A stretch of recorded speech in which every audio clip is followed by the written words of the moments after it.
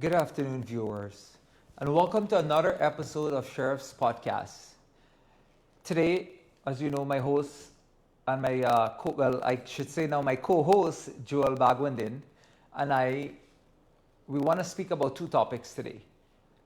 The one on the car ban that APNU and the tire ban, which they had instituted when they were in office in 2016? Am I correct? Yeah. Good.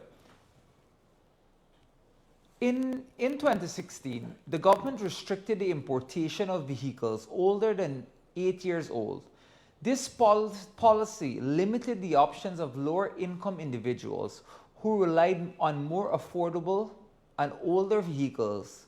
Critics argued that this move disproportionately affected working class, making vehicle ownership less attainable. Now, Joel, right? Let me ask you a question. When you were coming here, how was the traffic? Tight. Tight, right? Very tight. Now, I remember in 2016, leading up to 2020, which was elections, there wasn't so much traffic on this road. What are your thoughts? What are your thoughts on that? On instituting the ban, which APNU AFC did, right? On banning older vehicles, 8 years, was it 8 years and older? 8 years and older. And at that time, I want to remind the viewers that we didn't have oil funds. We actually didn't even know where the 18 million US was or were at that point. So, what are your thoughts on that? And I'm gonna switch. I'm gonna switch sides because I love picking your brain on this. So you got to understand there is a difference in political ideology between the two parties that have governed this country. The difference is that the APNU AFC, when you look at their track record and when you look at their recent tenure in government, when they get another opportunity after decades, I think it was after 23 years. Yeah, it was the same, which is their policies are designed to drive the country into poverty. Drive the country into poverty. And today we're focusing on one policy. So let's dissect that policy. We're focusing on two policies. Well, one and the other is related. Correct. Related. They're both related, yes. So let's dissect that policy and how it impacted people's lives. That ban, as you have already described, you have already given an overview of the policy. In their minds, or their justification at that time, was that they wanted to elevate the standard of the country. But in policy making at a national level, there is timing. There is a timing factor, and there are other factors such as the financial status of a country. At that time, our GDP per capita, or let's say the average income per capita, was less than $5,000 US per annum. Hold on, let me stop you. Let me stop you there, Joel. They were in government at that time. Didn't they know this? They didn't understand the fact that it will put burdens on people's lives, making it more expensive for vehicles. No, or banning vehicles that are 8 years and older. Of course, the supplier would have to, whoever's bringing in, let's quote unquote say Car Supplier Inc. Car Supplier Inc. will have vehicles, I would say, that are 8 years and older, and then 8 years and younger. Correct? 8 years and older will be less expensive. 8 years and younger will be more expensive. So in my view, and in my personal opinion, of course, if they knew the GDP was what is it, 5,000? Less than 5,000. Less than 5,000 US per capita. How can you institute something like that? You see, let me know. I want to cut you one more time. Guyanese people tend to forget 5 years ago what the previous government or previous administration did to them, and the reversal of what the President Ali's administration reversed those decisions. They forgot, and that's why we're here on this podcast today, to remind people of the positive and the negative that happened during the APNU and now the PPP tenure. I would argue that aside from the fact that we can argue on two things, we can argue that they were incompetent in terms of economic management of the country, that they didn't know what they were doing. Well, of course, there's. But that's the economic argument. But Joel, The there's no question in my mind, and I know in your mind, because you are a financial guru, as I will say, and understand financial matters more than anyone I know personally. Of course, they were incompetent. Because if they were competent, they would have done what the PPP administration has done currently. And I want to tell my viewers this. I am not a member of the PPP's party. I am here. I started this podcast to make sure that people remember the good and the bad. After September 1st, I will have somebody else and you do this podcast because I'm busy. But my point is, I'm here to remind persons that at the end of the day, that what is the positives that are happening right now and what are the negatives. So go ahead. Sorry that I cut you. I just had to make sure that to know. The point I was making is that we can argue about their incompetence, which they have demonstrated. They have demonstrated that in government, and they've demonstrated that they have demonstrated that in opposition. There is another argument, which is the political argument, that they knew exactly what they were doing. Now, I'm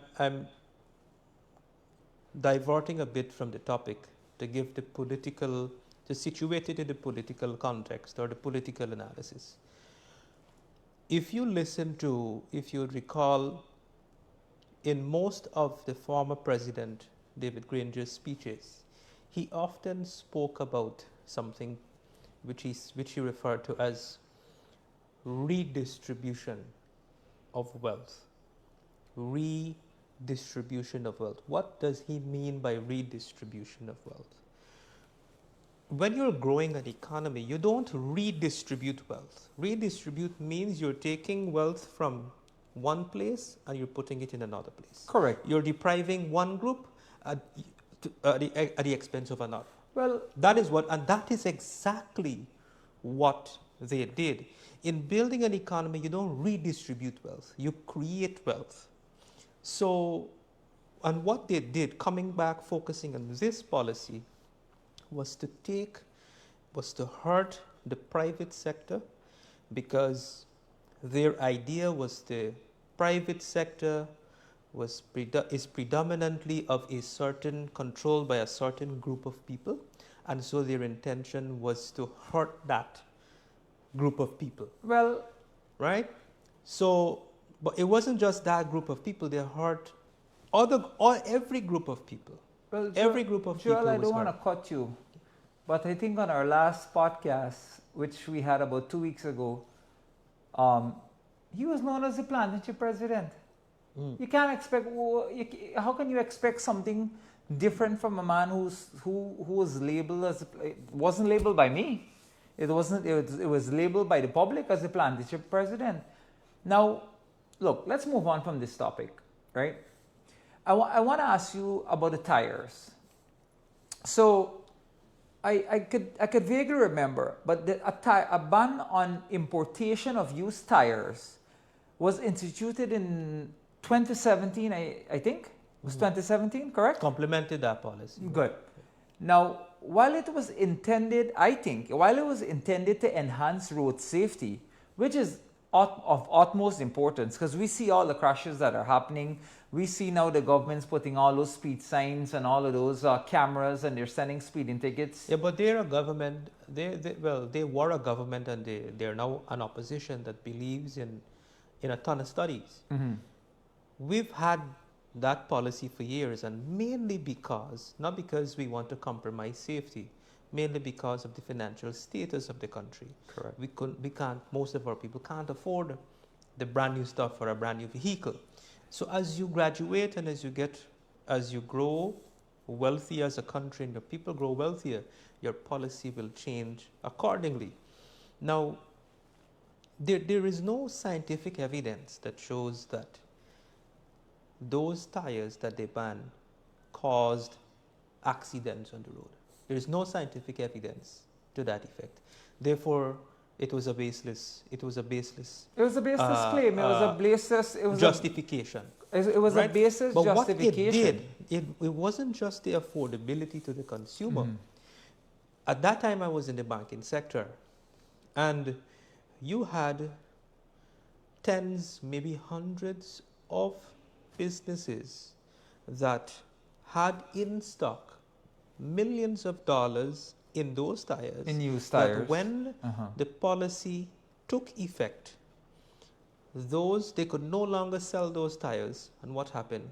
They immediately, overnight, racked up millions of dollars in losses. Some of them even went out of business because they had millions in losses overnight as a result of that policy, which impacted jobs, and they had loans and overdraft with the banks, which they could no longer service. So that's how that single policy destroyed an entire sector that affected two sides: the supply side employ people, and on the consumption side, the people that use it. Right? Funny enough, you said that. I know of two businesses or two businessmen that went out of business at that time because of that policy. Because remember, they didn't give a heads up. One day they woke up in the morning and they say, I guess whoever there was no consultation. There was no consultation. There were no consultation with the public. There wasn't a heads up with the public. So I personally know of two businessmen or two businesses that went bankrupt. They're now living. I think these persons, one of them are living in the States and one of them are living in Canada. But anyways, that's besides the point. Their right? intention was to redistribute wealth, take away wealth from that group of people and redistribute it to whom? To themselves. Correct. Because who will they spend the extra money on, the millions of dollars on? Yeah. The evidence would show, the accounts would show on themselves. Correct. You know, I have to, you know, and I said correct 3 times there because I understand the plight of those two businessmen. You know what is it to have a bank overdraft, the bank's coming down on you for something that you didn't cause? Now let's move on to something. So we got to road safety, and we did say road safety was important. Road safety was and road safety is important, and this government currently, as you can see, they're implementing as of recently a lot of road safeties. But I think this measure increased the cost of consumers as they were compelled to purchase new tires, as we just spoke about. Which was more expensive that they couldn't afford. Of course, and of course, anything new and anything used will be much more expensive. It's not something that you can justify. If you go out there to buy a brand new car from Bihari, right? And you go to a used auto sale, you're talking about apple and oranges, right? It's not like it is cheap. So this is the problem.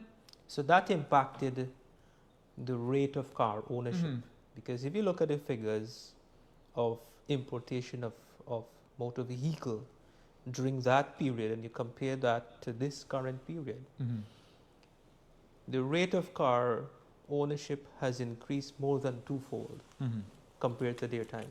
Mm-hmm. More than twofold. So again, fitting into that narrative I just referred, Mm-hmm. that their policy was designed intentionally to create poverty, to push people Yeah. in poverty. Yeah. I believe so too. I believe so too. So we don't want to keep this live too long. I know you have to go. I have to go as well. We both have things to do, but you know we're fighting for the same cause, right? And the government, this current government, the Irfan Ali government, has done a few things since they came into office, and I could vaguely remember they lifted the importation restriction. And if I could correctly remember the date, I don't know if you know, but I did my research before I came on this podcast. It was October 1st on 2020 when the government removed the ban on importation of vehicles over 8 years old and used tires. Now, have you seen the trajectory now of people buying cars? I wouldn't even say it's a vertical line. I would say it's a line going upwards to the sky. Correct me if I'm wrong. I looked at the figures before I came. It's 3 times more. It's 3 times more compared to their tenure, compared to the rate at which vehicle, the importation or the registration of vehicle. The registration of vehicle moved from on average of less than 5,000 in their tenure, less than 5,000 per annum, to nearly 15,000. Well, 15,000. It has increased threefold. I didn't look at that figure, but I'm looking at the road on a daily basis when I'm heading home, and every day. I think we're at PAJ right now. Am I correct? So the thing is that in policy making, coming back to policy making, to make newer vehicles more affordable vis-a-vis the tax policies as you've outlined earlier, that has to go hand in hand with the development of the public infrastructure. Because if you had done that, let's say you've done that 5 years ago and you're not investing in the road, which they didn't do, the road infrastructure, then you wouldn't have place to drive the vehicles on the road. But in their case, they ran people in poverty, so people couldn't afford to buy vehicles anyway. You couldn't afford to but buy now it, we're so in a progressive environment. Where we would have driven it? We're in a progressive environment. Everything is going up, income rising, opportunities increasing. People are developing, improving themselves. People are earning more businesses are coming. And so that is reflected in car ownership, in consumption spending, in housing development, in so many other development, in travel, etc. Joel, I got like a little freck from you, as you said, your people are earning more. But you, everybody, including you, including me, including everybody, me. Everybody earning more. You were at my opening of my new place last night, and you've seen other places. I don't want to say it. I don't know if Facebook will allow us to say the because of the ban on certain things. But you've seen what I did, and Ghana's on the rise. Correct. Ghana's completely on the rise. And you know why Ghana's on the rise? Because President Irfan Ali's administration, he is a president that works. The vice president, Dr. Bara Jagdeo, the Honorable Dr. Bara Jagdeo, is working tirelessly for the people of this country. Not going out there and going region 1, going region 2 and meet a couple of people, and I'm not going to get into that today because that's not on our policy agenda, right? But I want to get to this other point to you quickly because I know you have to go. In 2023, the duty of new motor vehicles below 1500 cc was reduced from 45 to 35% taxes. A lot of people didn't know that, and I'm sure that persons that are watching at this podcast right now didn't know that the government reduced that tax 10%. Now, 10% for some people might think it's a small amount, But 10% of a large number, it's a larger number. Mhm. If you get what I'm saying. 10% for a low-income family on $5 million is a lot, right? That's 500,000 Guyana dollars that you save additionally, and then you can also get a new vehicle that is 1500 cc's. But here again, you see I spoke earlier of timing. You see the timing of the policy. Correct. The reduction goes hand in hand with the investment, aggressive investment in expanding the road infrastructure, and which is accompanied by people earning more. And so you have to remember our first podcast. I said we are in a hurry to go somewhere where we're 30 years behind. We're 30 years behind. So that's why we have to invest in the infrastructure.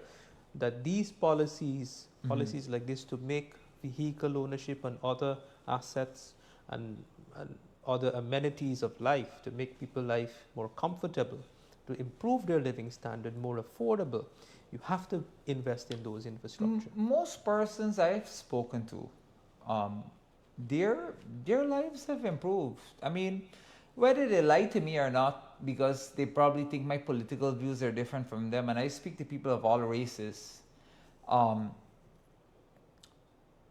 Everybody has said to me their life has improved. Whether they lie to me or not, I that's up to them. I don't know. But everybody has said to me their lives have improved. They can buy better things. I see my staff with iPhones, a similar iPhone 16 Pro Max, and I'm like, wow, you guys doing well, and it's good. People's salary has risen. The beggar on the street has a cell phone. Really? The beggar on the street has a cell phone. Well, then things are going great for Guyana. In fact, I'll tell you a quick story. 17 years ago, my first job was a teller in a bank. And every day going to work, since I was going to school, I was going to school, West Demerara Secondary, and then I started working when I wrote CXC at GBTI, Braden Hoop. So from going to school, there is a particular beggar, a woman on the road begging every day, and I've known her since school days. Then it come to the point, I started working at this bank. As a teller, I see the same woman come into the bank to bank her money. When I pull up this woman's account, a beggar, when I pull up her account, she has more money than I could earn in 5 years as a teller. Wow. And that's 17 years ago. Correct.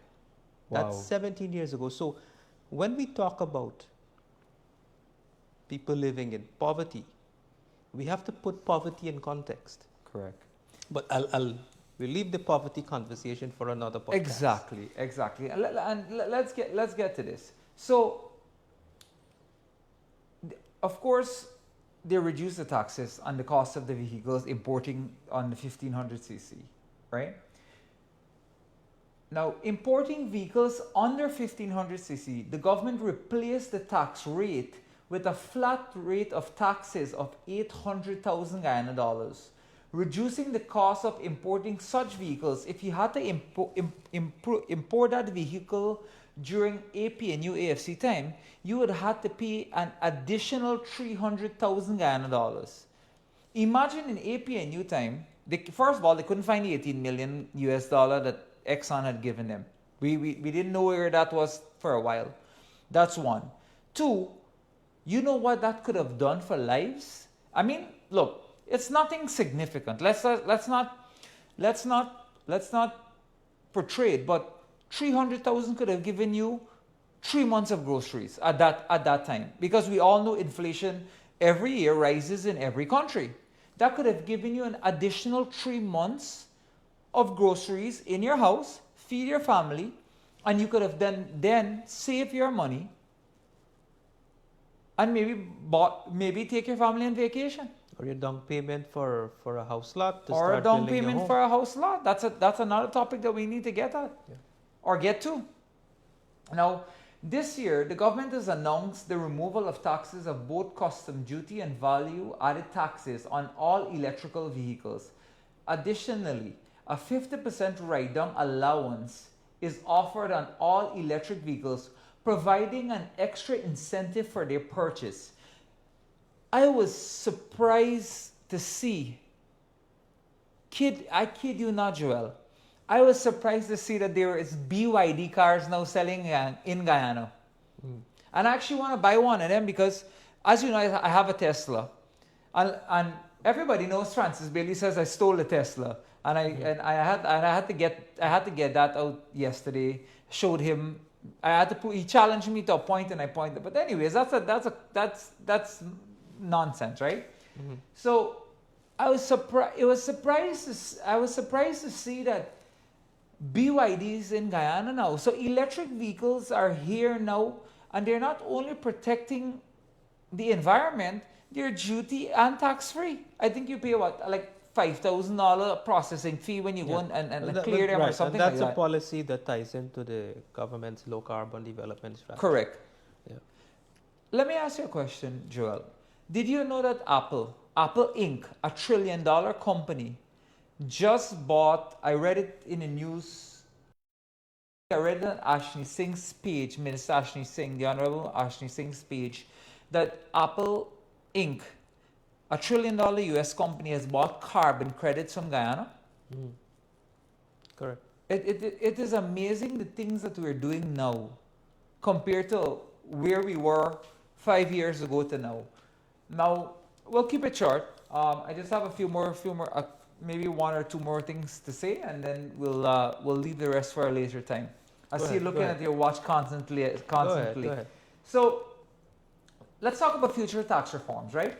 The Honorable Vice President Barra Jagdeo indicated plans of future review and potentially reduction vehicle import taxes in the future, aligning with ongoing infrastructure development and efforts to modernize the transportation sector in Guyana. Now, look, I don't want to preempt this. I want to tell my viewers I don't know this. I am not a member of the PPP's party. I am here because I know and I've seen firsthand and I've experienced firsthand what a good led administration can do for not you, but for your staff, your family, for your kids, for everyone, right? Now, Joel, correct me if I'm wrong, right? Where do you see Guyana going in the transportation sector? I think and again, this is my personal view. I think in this manifesto, I'm not privy to this. I've never spoken to any members of the party. I want to make it clear.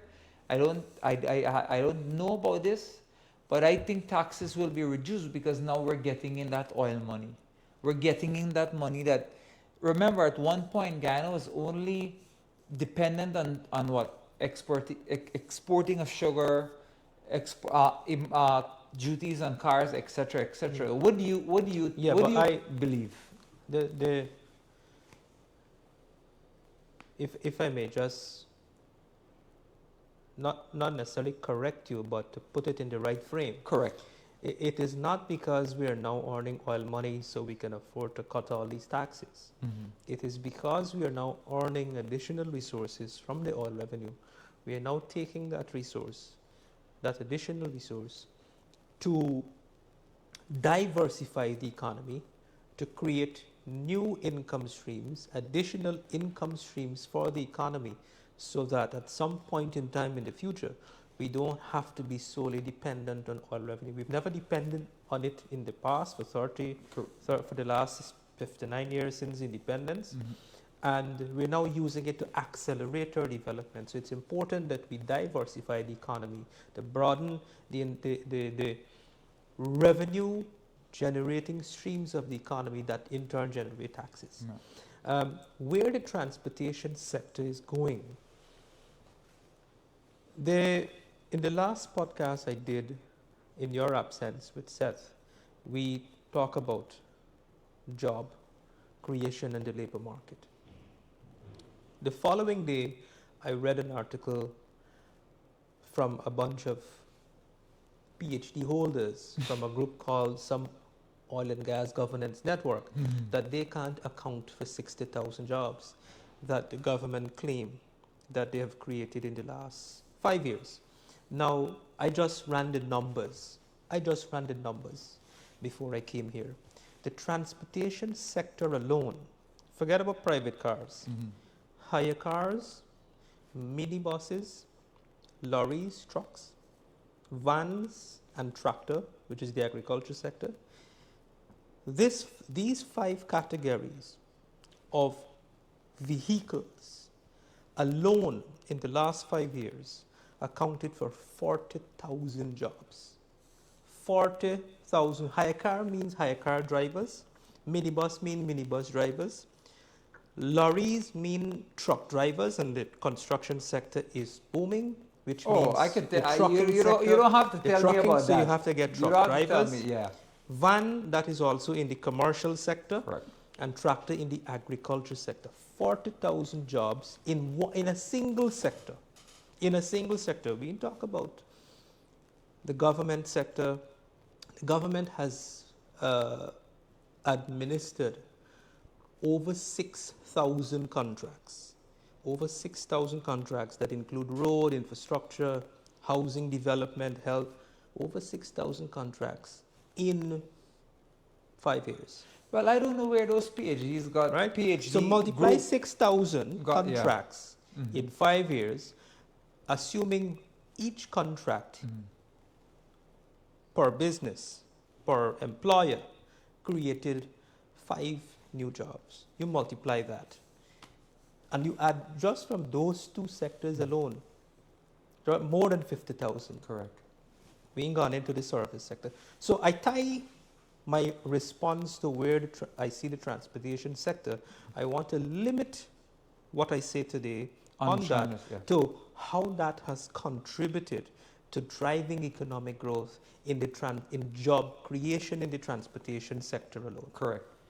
Well, I think we've gone through most of the 2 topics that we wanted to get through today. Of course, there's going to be more podcasts to come, of course. I want to leave my viewers and, our viewers with one thing. I want to congratulate the Honorable President Irfan Ali, the Honorable Vice President, and the Honorable Minister of Public Works on the last pouring of the new Demerara Harbor Bridge. Can you believe how far we've come? From where we were 5 years ago to today's date. Yeah, it's exciting. It is exciting times. It is exciting, amazing. It is.